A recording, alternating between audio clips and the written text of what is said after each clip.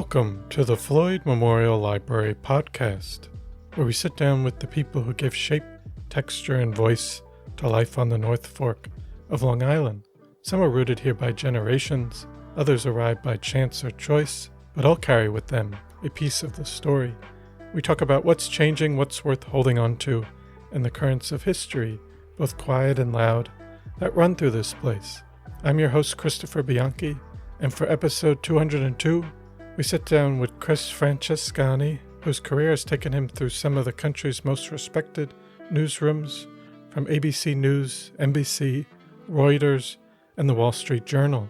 Born and raised with an early interest in storytelling, Chris grew up in a community that helped shape his curiosity and sense of the wider world.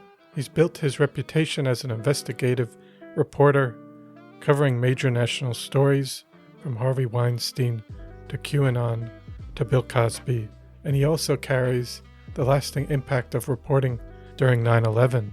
His first-hand experience of that day and the months that followed left a deep mark on both his perspective and his approach to the work. Most recently, he's turned his focus to the local level with the launch of the North Fork Sun, an independent news platform where residents have quickly embraced his clear, thoughtful, and deeply engaging reporting. Today we'll talk about Chris's beginnings, the investigations that defined his career, his experience covering 9/11, and his vision for journalism on both the national and local level. So I hope you enjoy episode 202 with Chris Francescani. This episode was recorded October 28th, 2025. Thank you so much for coming on the Floyd Memorial Library podcast today. It's really great to have you on today. Oh, thank you very much for the invitation. I really do appreciate it. I got to tell you, I think you're the most prolific podcaster on the North Fork. Every time I pick up Instagram, there's another episode coming out. So I applaud you for that. Oh, thank you. And just to start off, if you can give us a little introduction about yourself, where you were born and raised. Sure, absolutely. I was born and raised in Manhasset on the North Shore of Long Island. Some people call it the Gold Coast. I grew up with three sisters. I'm the second oldest of four kids. And my father was at first he was what was called a patent and copyright lawyer, but it's now called an intellectual property IP lawyer. He was a lawyer. My mother was a teacher and homemaker, Yes. Great mom. Yes. And for many years when I was growing up, my mother's younger sister lived with us, and she was a flight attendant at United Airlines, and so she was a big influence on my life growing up as well. Yes. And then how far back can you go with your family roots? Oh, with my family roots? On my father's side, we've been able to trace it all the way back to French Corsica. People generally think we're Italian, but apparently our people were on French Corsica. From there, they went to Panama, and my grandfather was a coffee merchant in Panama and moved. My father used to spend his summers down in Panama City when he was a kid, but they had moved to Manhasset when he was in, I think, grade school or high school. And so that was my father's side. And then my mother's side is Irish. Pretty similar story. It was either my great-grandparents or my grandparents that emigrated from Ireland. And they, too, found a home in Manhasset. And my mother and my father met in, I'm pretty sure it was in high school, if not grade school. But they were the typical high school sweethearts. And about the best parents you could ever have, and I think they raised us really well, and that's the history of my family. Yes. And then did you get to meet any of your grandparents? Oh, sure. I knew my maternal grandparents quite well. I never got to meet my paternal grandmother, but when I was little, I have vague memories of my paternal grandfather, Carlos Francescani, when I was a little boy. I've got pictures of him at my, third, fourth, and fifth birthday parties and things like that. And then now, just for you, how was it for you growing up in Manhasset as a child? Oh, I think it was I have a great family. I really, I think I was raised and shaped by my parents and my sisters and my aunt. My older sister is she's an energy attorney in D.C. The middle sister, Mary Ellen, is a nurse practitioner in Lancaster, Pennsylvania. And our youngest sister, Nora Skinner Francescani, she's the head of Prestige TV at Netflix. Wow. Yeah, she's a real superstar. She was the lead HBO senior executive on that show Succession. Yes. And she even did. I don't know if you've been watching that show Task on HBO. But I've heard of it. started working on that. She was working on that right before she left HBO to go to Netflix. So we always get a little insider Hollywood gossip from her, at Thanksgiving time and things like that. Yes. But yeah, we're a very tight knit family. I talk to my sisters pretty much every day, one way or another. And my father passed away a couple of years ago, right around this time of year, 2 years ago, and my mother passed away 13 years ago. In June. So it's just the four of us now. Yes. And also, just as a child, what were you interested in activity-wise, or even what sparked your interest in storytelling? Was it at a young age?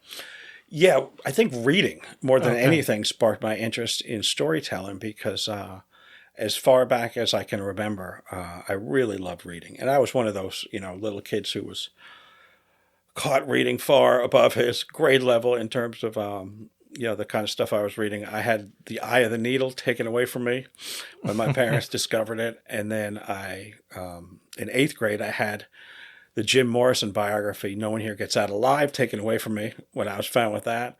And later, Hunter Thompson. And they took that one away too.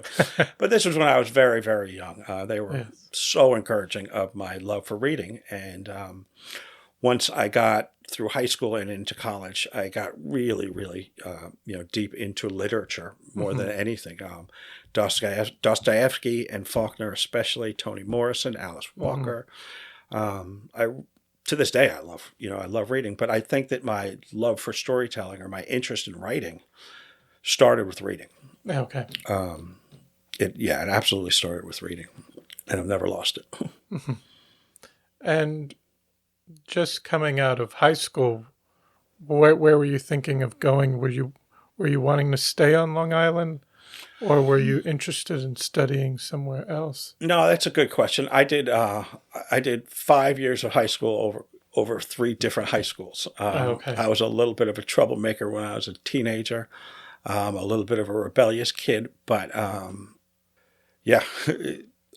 I was excited to get out of high school and get out into the world. And for me, I wanted to go to Boston College because my older sister, Donna, was there.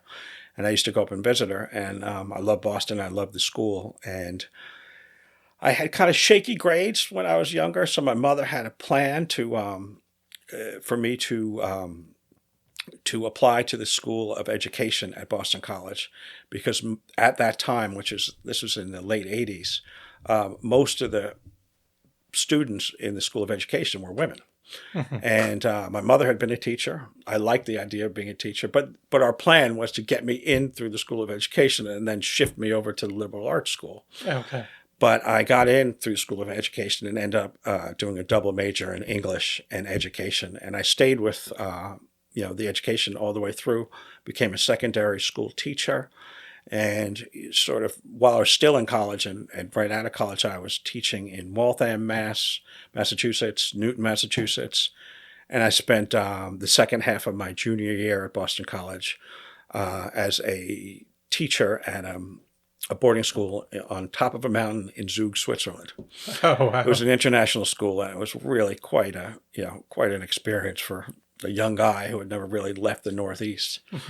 But I loved it. I really enjoyed the work I was doing and everything. But at that time, when I was kind of graduating from college, I was, 20, 21, 22, and the students I was teaching were 16, 17, 18, 19. It was so close that I wasn't really as interested in doing that kind of thing as I might be in doing now. But I always, by the time I got into college, I knew that I wanted to be a writer. I really, really wanted to be a writer. And at that time, in the late 80s and early 90s, you could still make a really good living as a magazine writer for, some of the big national magazines for, GQ and Vanity Fair and all those different magazines. So that was my initial thrust, was to try and do the kind of deep dive writing that I'd read in magazines. And that sort of morphed into, I wanted to do that kind of writing. And in 1992, when I graduated, we were in a bit of a recession. You couldn't find a job anywhere. And I was literally going door to door at poetry groups and poetry journals, offering to intern for them for free, and they wouldn't even take me. So it was a long road. I finally found a magazine in Boston. It was kind of like a Village Voice type alt-weekly magazine called the Improper Bostonian. They let me answer their phones for free for about 6 months before they gave me my first writing assignment, and it was a 1 or 2 paragraph review of a Van Morrison album. And I still remember staying up all night long, pacing the floor, smoking cigarettes, stressed out, trying to get this thing done. And in the morning, I called my editor and I said, I need more time. I'm not ready. And she kind of laughed and said, Chris, come on, bring it in. We'll see if we can get this ready for publication today. And that's exactly what we did. But they liked that. I wrote some more album reviews. And then they gave me a cover story when the Wheel of Fortune rolled into town. And I got to interview Vanna White and Pat Sajak. I wrote about high-end waiters in Boston for a story called Waiting for Good Dough. I did a lot of that kind of stuff, for my first year in Boston at the Improper Bostonian. Came home. I worked for 2 years at the Southampton Press, what's now called the Southampton Press West, but at that time was called the Hampton Chronicle in West Hampton Beach, or as the locals called it, Hampton Comical, although it was an excellent, excellent paper, and I learned more from my editor there, Michael Pitcher, than almost anybody in my entire career in journalism.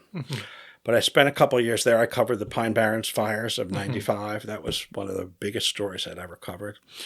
And I won my first journalism award because I was interviewing, or I was investigating a group of crack dealers who had taken over a little neighborhood across from Gabrisky Airport in West Hampton. It was former, I think, military barracks back there, but there's literally only one road in and out. Okay. And at the time, the Southampton police had limited resources, and it was very hard to catch these guys because you could see a cop coming from a mile away. So I spent a lot of time in that community interviewing basically almost every single person in the community about their experiences. I stayed overnight one time so I could see the drugs coming in. They would point out to me, see that cooler? That's full of drugs. It was that kind of thing. And I worked on the story for weeks, and I wrote it. It had immediate impact. Southampton police, responded quite forcefully, pretty quickly. They cleaned the place up. I think one of the dealers was killed in a chase. He was running from police on a motorcycle, or trying to escape from police on a motorcycle. He was killed in the process. But it was a pretty serious thing. But the story had an impact, and it got the neighborhood cleaned up. And they gave me a New York Press Association first place award for that reporting, and that really meant a lot to me because it taught me that if you really dig into a story, you can really make a difference. And so that had a big impact on me. And from the Southampton Press West, I went to the New York Post for about 6 years, from '95 to 2001, and that was just really interesting. That was really my formative years as a reporter because I was covering a tremendous amount of crime. That was hard. What years was that? This was '95 to 2001. Okay. So the city was kind of recovering from the '80s, but there was still a lot of crime. And, the Post is a tabloid newspaper, so we covered a lot of crime. And I spent a lot of time in pretty rough neighborhoods covering pretty serious crimes. And I certainly learned a lot from that. But there was another side to the Post reporting is I got to do a lot of reporting for, Page Six and stuff. So you'd end up, following celebrities around parties and stuff like that. One day I was assigned to follow Jerry Seinfeld around.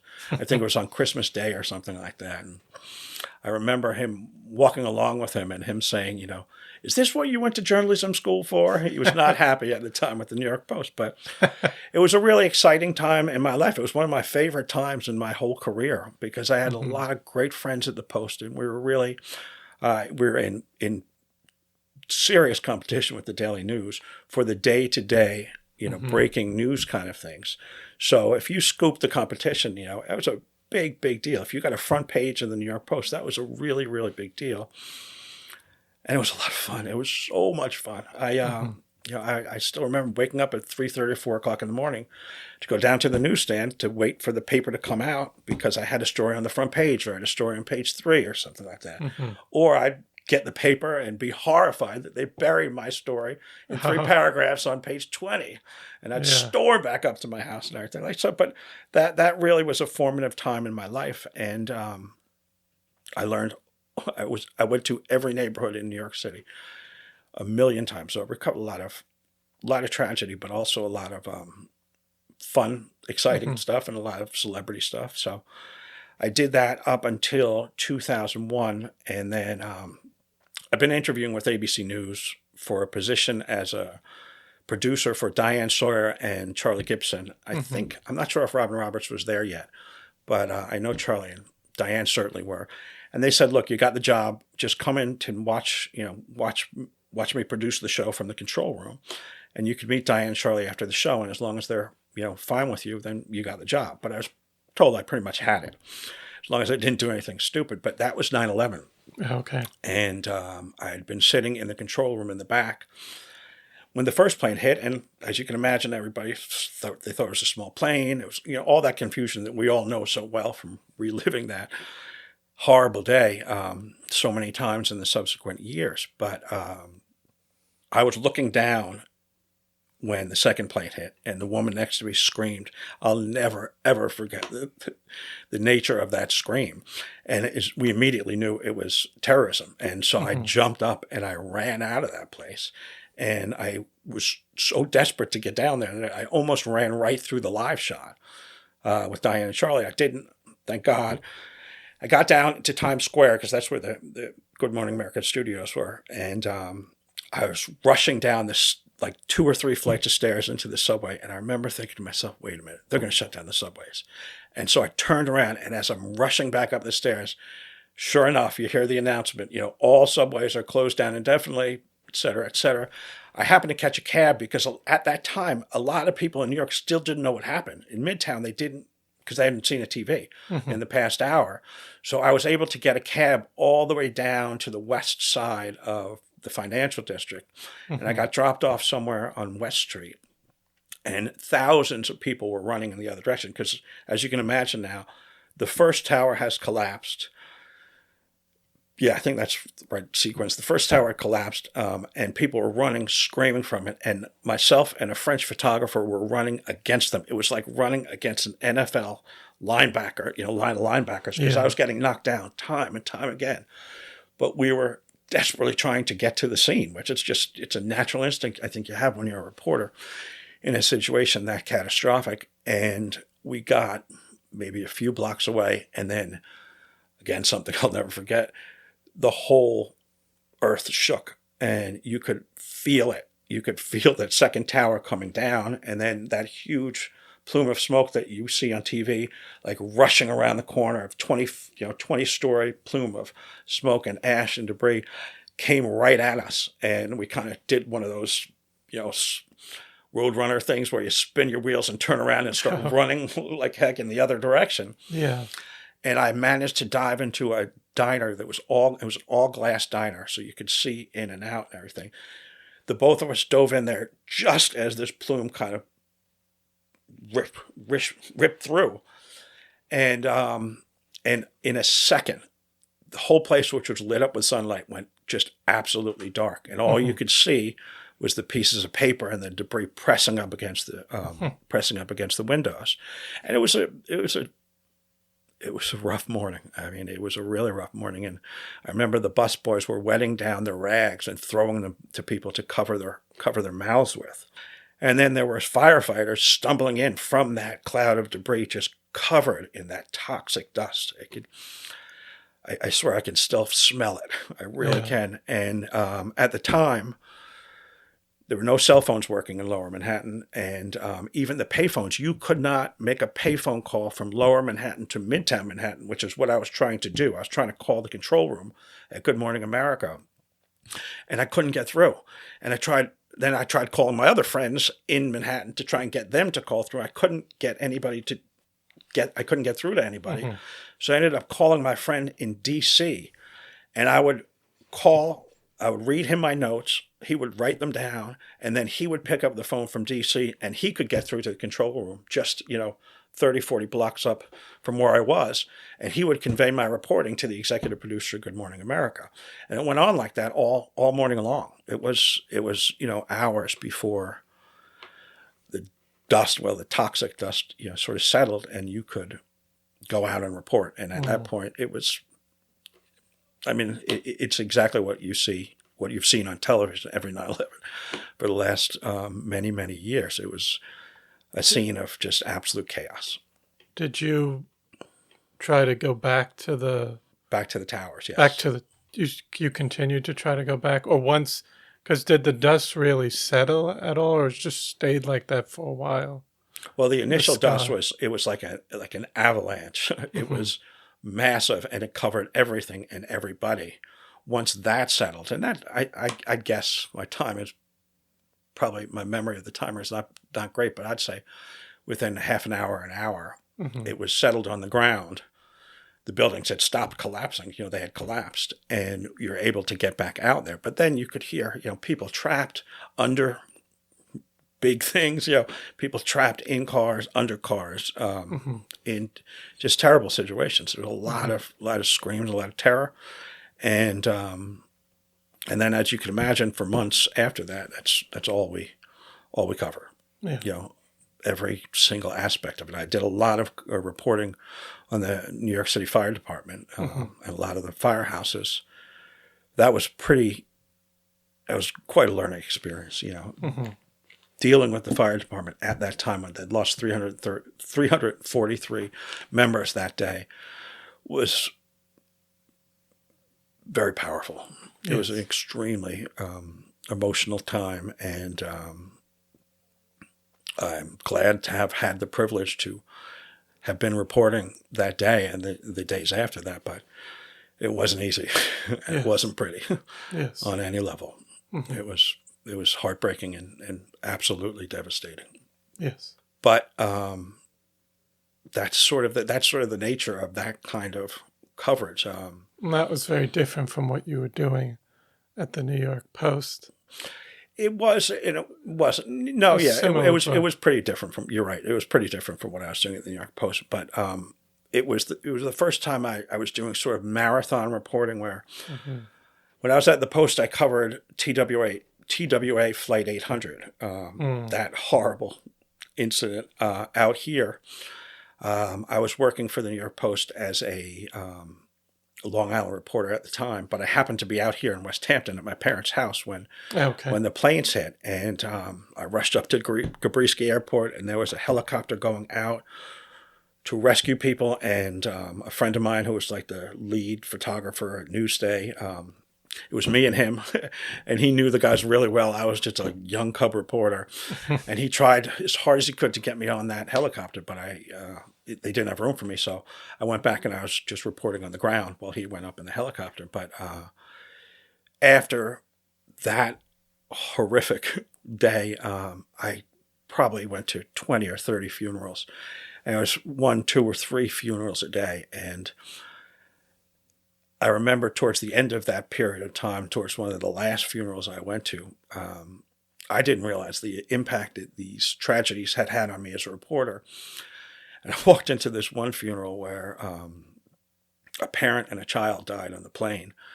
And I sat in the back like I always did, try and be as unobtrusive as possible. But I think everything caught up to me, and I just collapsed, kind of hysterically crying. And people all turned around at me. I was the only one crying at that moment, at that funeral, at that time. And it was pretty embarrassing, but it was just the culmination of weeks and weeks and weeks of tragic death and pain. So, yeah, I did the same. I went through a similar pattern after 9/11 and had a pretty hard time with that much death. It was a challenge, but it was also a learning experience that I'd never trade for anything. Were you looking for something else or for a change in terms of what you wanted to cover, or were you continuing to investigate, or did you change more into investigative journalism later, but where you were more covering these really tough events in the 2000s? Well, the investigative reporting, it kind of comes in and out. Like I started out doing investigative reporting for the Southampton Press with that story, but then I go back to doing pretty much standard day-to-day reporting. And at the Post, I was doing mostly day-to-day reporting. I had a job as the investigative reporter for the Sunday edition, so I'd work on an investigative story all week while still doing the other stories, and then they'd publish my story on Sunday. But it wasn't anything really too in-depth, and I was looking to do more in-depth reporting. I think that's what's most satisfying to me. It's fun to go to a press conference and write up what they said, but I think anybody can do that. And my passion for journalism, it compelled me to dig a little deeper and go a little further. And I always felt the most proud of the stories that really required a lot of hard work and patience and digging to bring forth.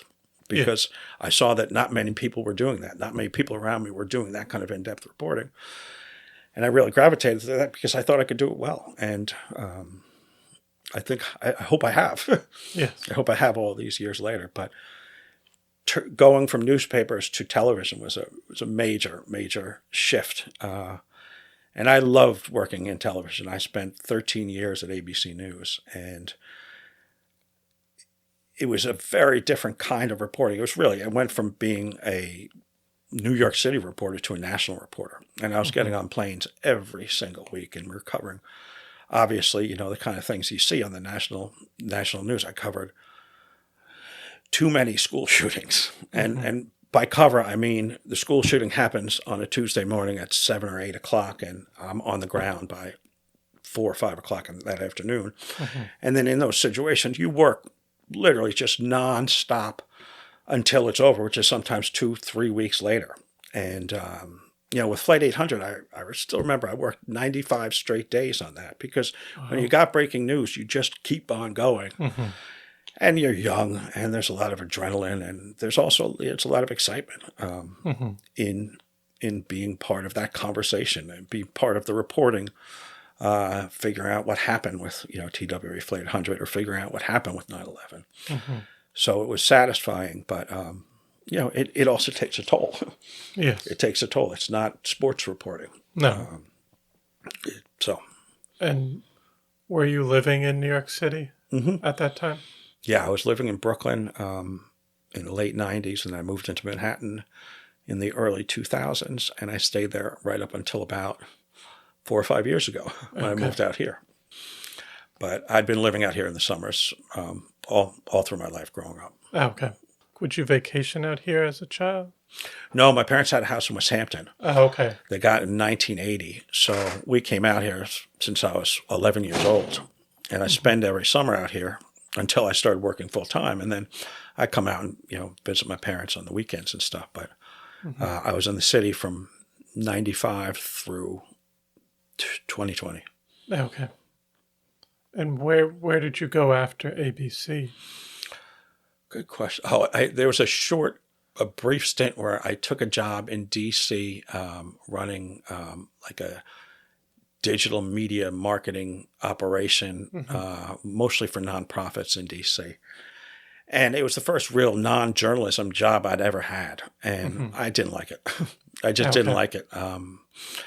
it was interesting to learn something new, and it was interesting to manage a team of professional videographers and TV journalists. But it just wasn't my thing, and my mother was sick at the time, and she died, and I turned around, came home, and then I went to work at Reuters, Thomson Reuters, and New York The Wire Service, which is it's kind of like the AP for the rest of the world. That was a great experience because wire reporting is absolutely immediate. In the old days at the Southampton Press or even at the New York Post, if you covered something in the morning, you had the whole day to write it. It wasn't due until 4 or 5 o'clock in the afternoon. But in the wires, it's absolutely immediate. And so I learned a lot about breaking news reporting then. And I learned a lot about, having to be so incredibly careful, because there's nothing worse than having to print a correction because you spelled somebody's name wrong or got some fact wrong because you were rushed or anything. It really taught me to slow down, focus, and get it right the first time. And when you didn't get it right, I was very dramatic. It would kill me. I would be so unbelievably upset if I made a mistake or my work prompted a correction. And one of the editors, because it's largely a financial news wire, and one of the editors came over to me one day and he said, "Listen, you got to put this in perspective. Our financial reporters, if they make a mistake, if they move a decimal point or something like that, it said markets can move." He said, "What you're doing is not really that impactful. You don't have to have a meltdown every time you spell somebody's name wrong." But then and now, I take this very seriously. I try and be a trusted source of news up to this very day, and it absolutely kills me when I make a mistake of any sort, because I feel like I've got a commitment to my readers to get it right, and if they're going to trust me with their news, I really want to get it right. I really do. Yes. And you've talked about just your reporting and on national stories, but you've worked on like Harvey Weinstein to QAnon to Bill Cosby. Is there a piece or an investigation that stands out as especially formative or difficult? Well, 9/11 and TWA Flight 800 were both very difficult in terms of the reporting, but it's more about things that I learned. Things that I learned, and from that point on, I never saw them the same way again. I covered. Do you remember the Duke lacrosse trial when those it was like four men were accused of sexually assaulting a stripper? Yes, and it turned out she had made the whole thing up, and I covered that extremely closely. And we all knew there was something wrong with the case, but we did not know the amount of prosecutorial misconduct that went into that case. And eventually the prosecutor was disbarred and he went to jail for his misconduct. But that episode, I spent a month or two down there. That episode taught me not to trust prosecutors, and it taught me that you really can't assume anything, and you really kind of got to be wary. You got to be paying attention all the time, because in journalism, people are constantly trying to slide things by you. And if you're not paying attention, things get slidden by you. And so I developed a healthy skepticism of what the government has to say in any criminal case, in the same way that you develop a healthy skepticism of what a defense lawyer is telling you. But it really kind of taught me how things are in the real world. And that played out years later in both the Cosby and the Harvey Weinstein trial, because in both cases, they were using what at the time, this is sort of the very, very beginning of Me Too, and they were using what was called at the time a kind of a novel legal theory, where they're called prior bad acts witnesses, where they were bringing in women who were making accusations that Cosby or Weinstein raped them, but the defendants were not charged with those crimes. And I remember at the time thinking, this isn't right. This isn't really fair. And while I think everybody would agree in the same way that people agree on O.J. Simpson, everybody knew that Weinstein and Cosby were guilty of sexual assault crimes, rape crimes. But both those cases were overturned. They were both overturned because of the use of those prior bad acts witnesses. Okay. So with things like that, you take a closer look when you get a press release from Ray Tierney or a press release from a local politician or something like that. And I'm not singling out Tierney in any way. It's just that it changed the way I see prosecutors. I used to think when I was young that they were, white knights and white hats and were always on the right side of justice and always doing the right thing. But as we know now from TV, anybody can be corrupt. Yes. So it was a real learning experience about the criminal justice system and how it really works. And that was particularly formative for me because I spent so many years of my career covering crime in the courts. But are there other changes that you've noticed from just even the 90s and early 2000s to how investigative journalism is today? Well, it's changed in that there's a lot less interest. There's a lot less of an appetite, not just at the national level, but at the local level for investigative reporting. And one of the reasons for that on the national level is that they get sued. It's a potential liability, and they can probably make more money covering celebrities or something less dicey than investigative reporting. But the fundamentals of investigative reporting have been the same since, going back hundreds of years, 100 years maybe, I don't know what it was like before then. But the basic tenets of investigative journalism is really it's just a lot of hard work. And that's made easier with technology. You don't have to go to the courthouse and dig up the actual case files, which is what, famous investigative reporters like Wayne Barron and Jack Newfield did. They really went all the way. Nowadays, you can look this stuff up on a computer. And so that's really convenient and that helps. But getting the information, getting it right, often piecing together an incredibly complex web of stories or lawsuits or whatever the case is, piecing it together and then presenting it to the reader as something that's clear, easy to follow, and easy to read. That's all work that goes into the investigative process. And then, of course, you've got to vet every single thing that you are talking about because oftentimes you're writing stories that you could be sued over. Whether or not they win or not, it's a different story, but you can be sued for these things. You just got to be very careful when it's people's reputations, people's livelihoods, people's professions. You got to be super careful that you get it all right before you publish it. And I think I want to touch back on that later, but just also because you said you came out here, was it 4 years ago? About 2020, I'd say. 2021. But were you also, in addition to writing, you launched the Sunset Beach Films? Sure, absolutely. Which focused on aerial cinematography. What inspired that startup? Sure. No, it's a good question. I'd been into drones for the last 15 years, and I was flying them when they just came out on the consumer market. They were sort of styrofoam ones and everything. So for years, I was flying drones just as a hobby. But while I was at ABC, they had a program where they were training their photographers and videographers, mostly videographers at ABC. They were training them to get their drone pilot license. They're called Port 107 licenses.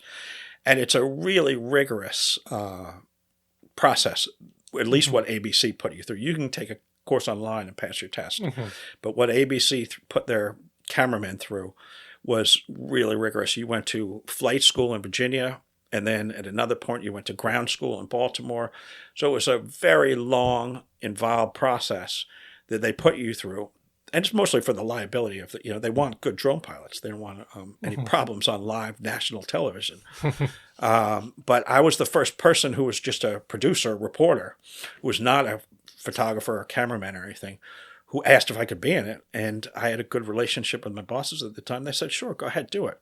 And so I got trained at ABC, and I passed my Part 107 exam while I was still at ABC, with the eye towards not just reporting when I was out in the field for ABC, but also for flying drones. Because a lot of times, as you know, covered a lot of weather-related catastrophes, when I was at ABC and when I was working for the different networks. So, having a drone in the aftermath of a hurricane or a tornado or something was a really valuable thing. Mm-hmm. As it stands, I'm one of those people who, in the pandemic, decided to leave New York City altogether and move out here. And so I thought I'd give it a shot and start a company and see how much, see if I could make a living off of it. I got off the ground, no pun intended, but it was tough. And I kept it going for 2 or 3, 4 years. And I'm just kind of closing it down now because I've got all my focus on Norfolk Sun. But it really doesn't change anything because I'm using my drones all the time for reporting out here. Just the issue of dredging the Mattatuck Inlet. I was able to put a drone up and get really clear pictures way up in the air on what we're looking at there, rather than just reporting, what was said in a meeting or something like that. So I love my drones and I use them whenever I can. Mm-hmm. And I think they're a valuable part of what I have to offer at the North Fork Sun. Mm-hmm. And you mentioned coming out to the South Fork, but when was the first time you came to the North Fork?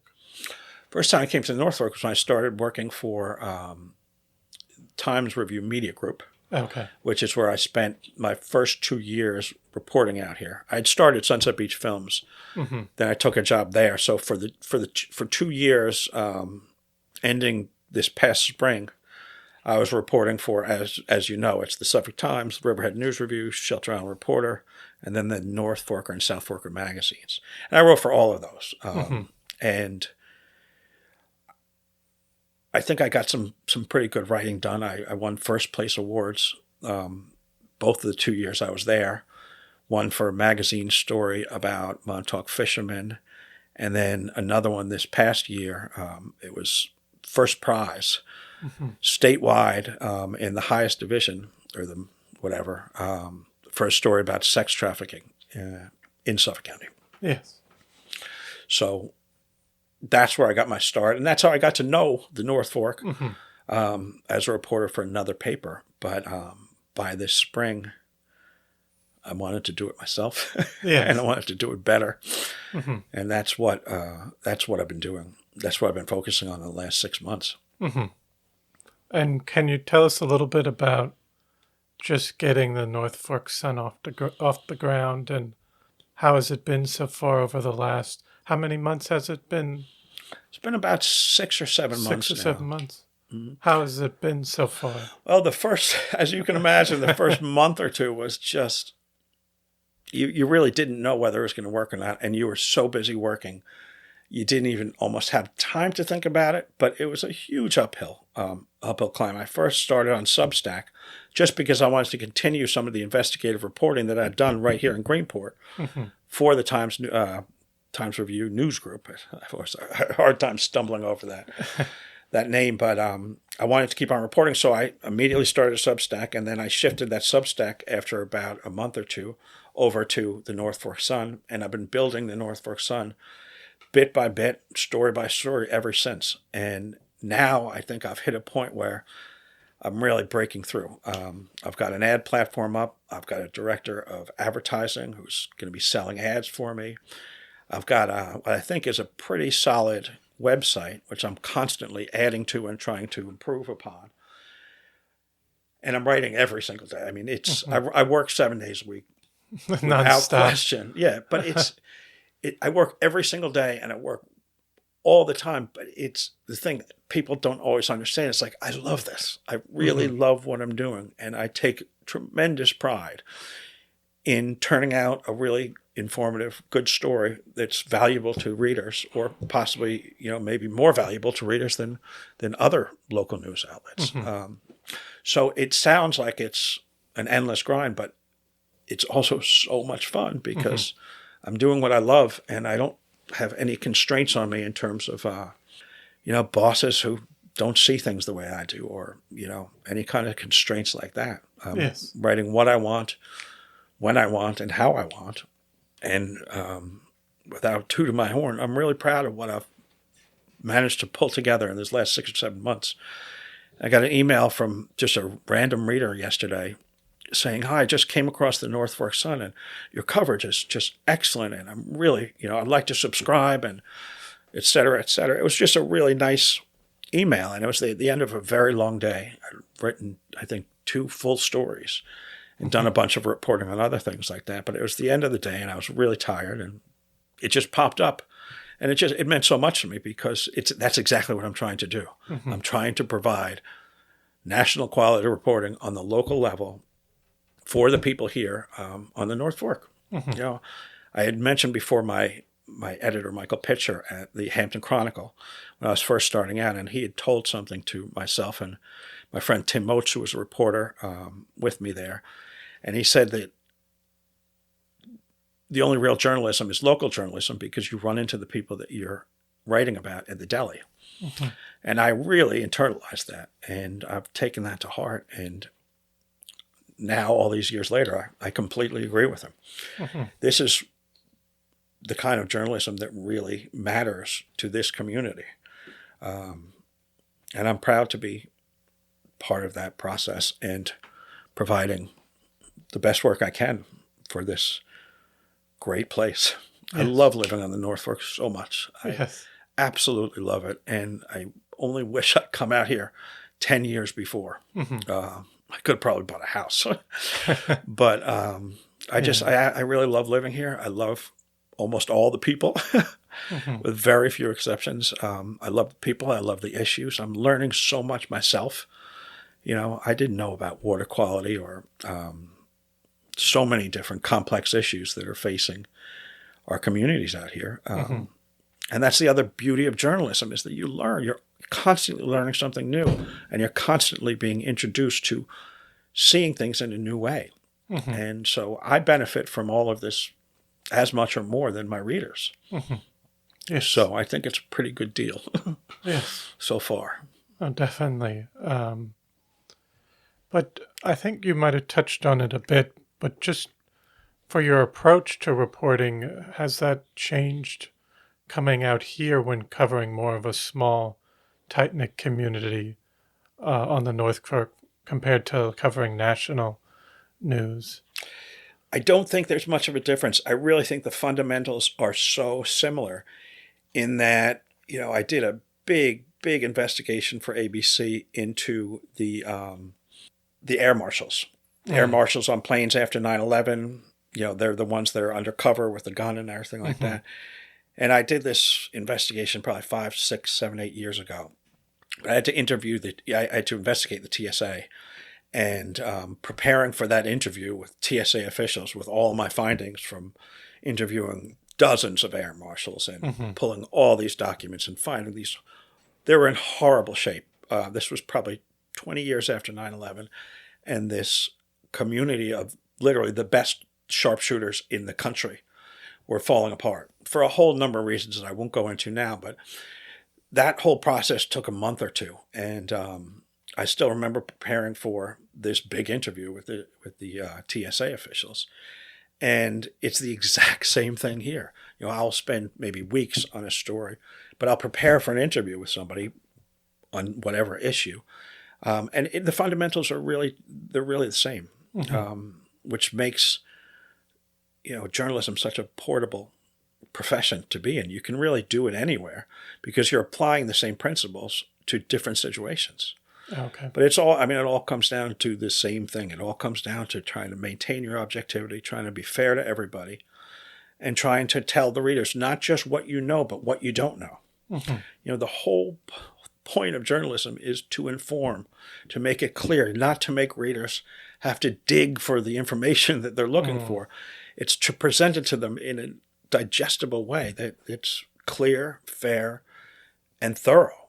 And I don't think enough journalists do that these days. And that's kind of you see that more on the decline.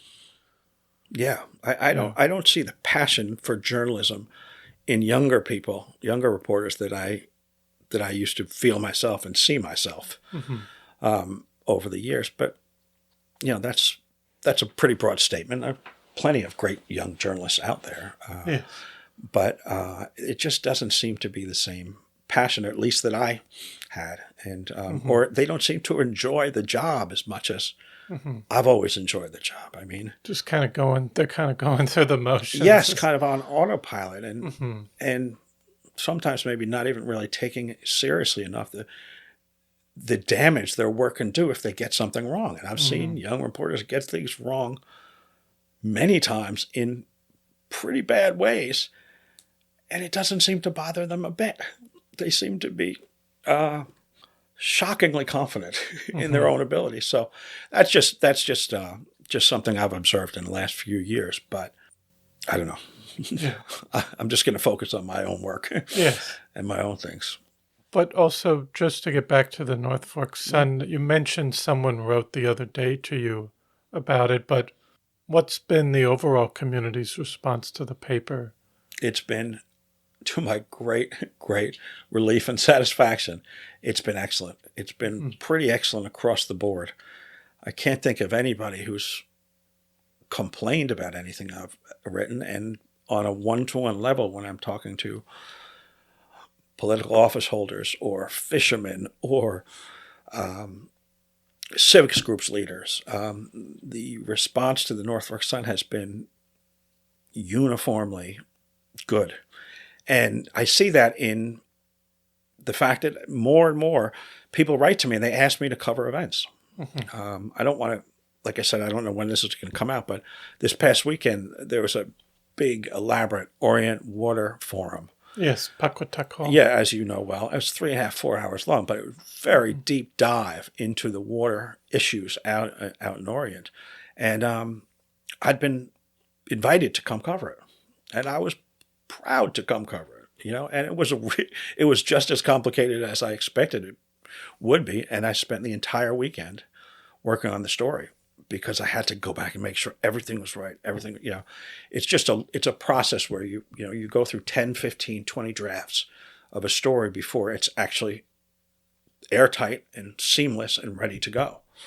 But, I took a lot of pride in that. That's the kind of thing that I really am the most proud of because it was the hardest to accomplish. And while maybe I won't get as many readers on that as I will, for instance, on a very colorful police blotter story that took me half an hour to write, that's just the nature of the business. There's nothing you can do. And you can't really write for audience numbers. I mean, I know you have to do that at a national level. You've got to get your clicks and you've got to get your audience numbers.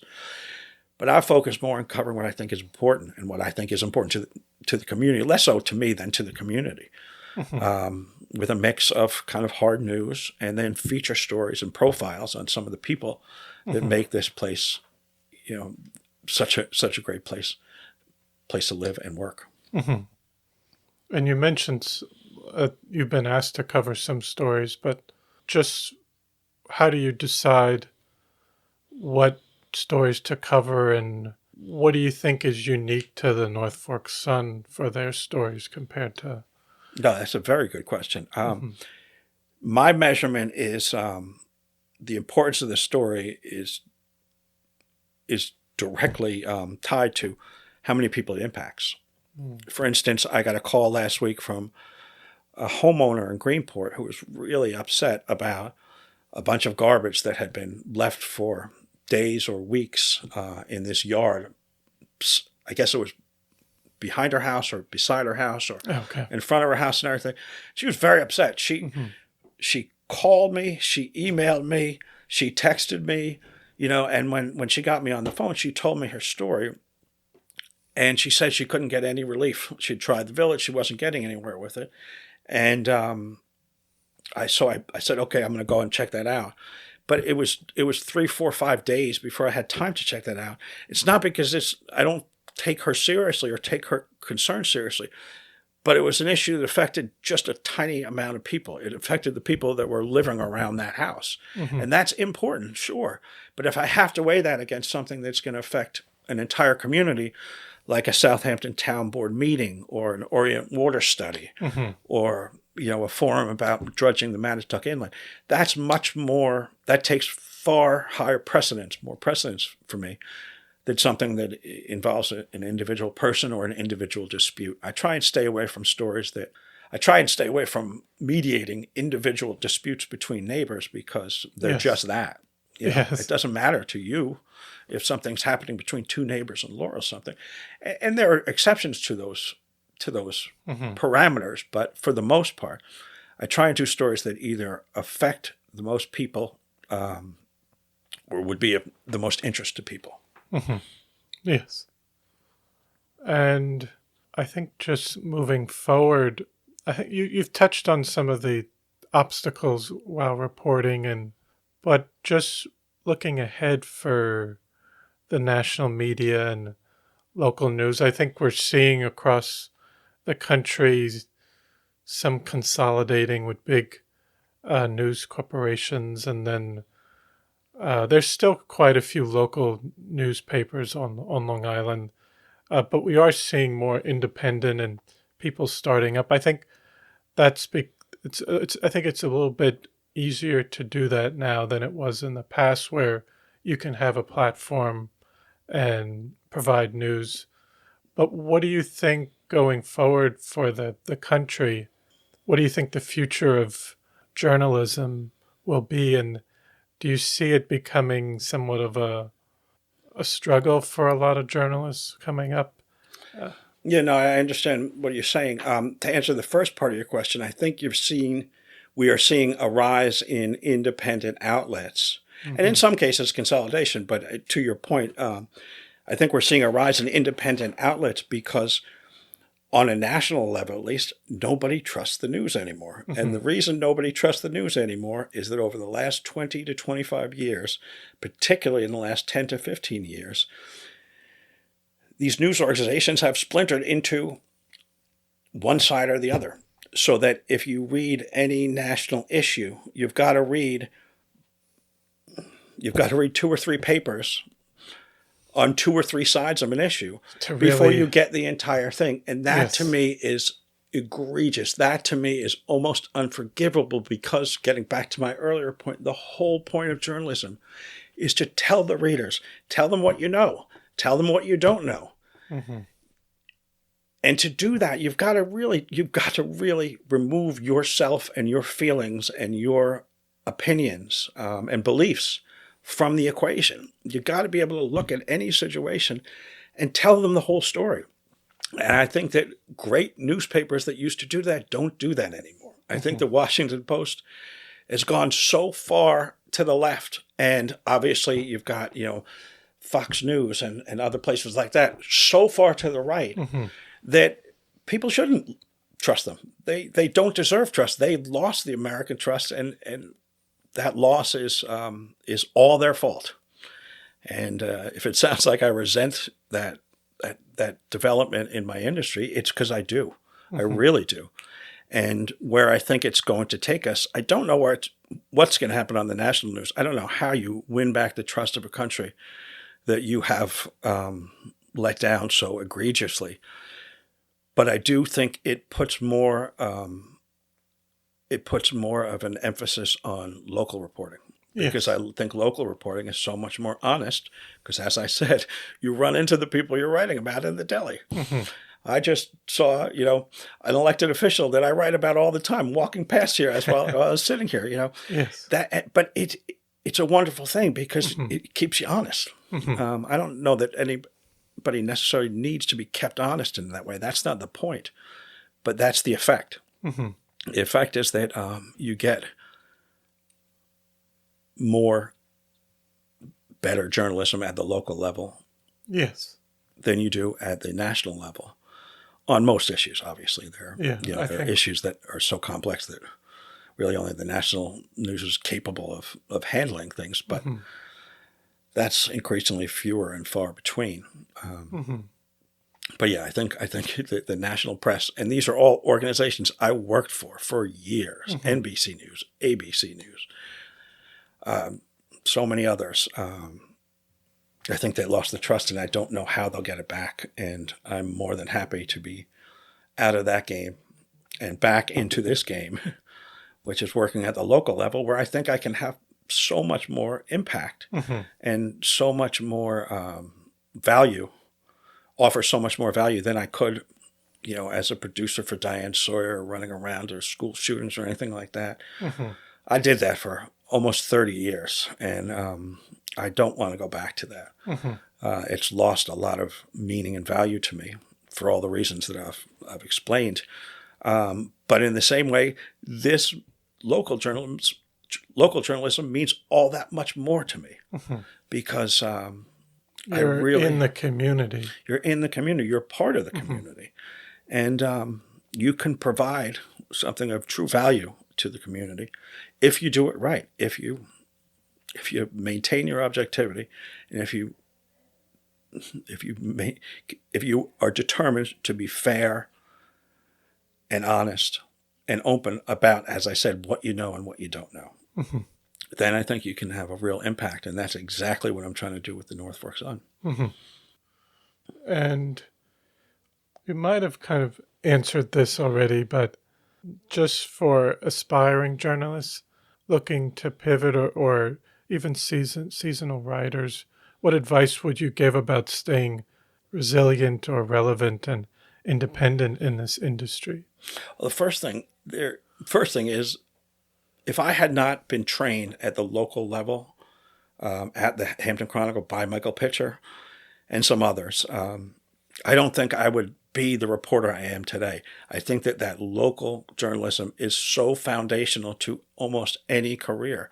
And in television, you see reporters who, I used to see reporters at the network who had worked in, they got there after working in Indianapolis and Akron and Miami and LA and Austin. They hit 7, 8, 9 different markets of local news before they made it to the network. And by the time they got there, they were very seasoned, well-rounded journalists. So I think everybody should go into local journalism, at least for the start, because it gives you the foundation you need to go further. How to remain resilient. If you don't love this job, the hours are rough. It doesn't pay much. And as they say, on the flip side, everybody will hate you. That's a little bit of an exaggeration, but the sentiment is, there's some truth to the sentiment. This is not a job where you're going to get rich and get stock options. If you don't really love doing what you're doing, A, you're not going to be good at it or effective at it, and B, you're going to be miserable. You could make more money as a bartender in some cases than as a journalist. And so make sure you really love it. And the way to find out is to work for a local paper for a year or two. As you know, or as many people know, the local newspapers out here are kind of a pipeline to Newsday. And yes, when I was working at the Times Review Media Group, almost invariably after a year or two, these young reporters were getting sucked up into Newsday at much higher salaries than they could get out here. And that's a reasonable path. That's sort of like the natural order of things in the newspaper world, or has been for many years. But it's something you got to love to do well. And that's why I feel very lucky that I have something in my life that I care about so much. Yes. No, and I think just lastly, I just want to ask if there were anything else you'd like to say or discuss that we haven't talked about, or just or for our listeners, how they, if they aren't subscribed, or how they can view your work. Oh, thank you for saying that. I appreciate that. 2 things. It's free right now, so there's no paywall or anything, although in the future I intend to have a paywall when I scale a little bit higher.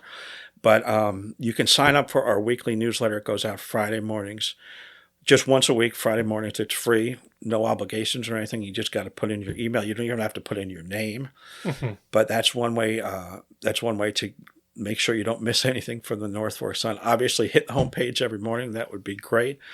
But another thing that I hope people know, and I always try and tell people is that half the stories I write, I get them because people call me and tell me about them. Mm-hmm. And that to me is one of the greatest measures of hopefully my success with the North Fork Sun, is that I got a lot of reader feedback and I get a lot of calls from people, not only pointing out stories to me or calling to complain about something, but I spend a lot of time off the record with people. So I spend hours and hours on the nights and weekends talking to people, having informed off the record conversations, or background really conversations, where I get a better sense of what's going on, what's happening in the world, and how all the pieces fit together.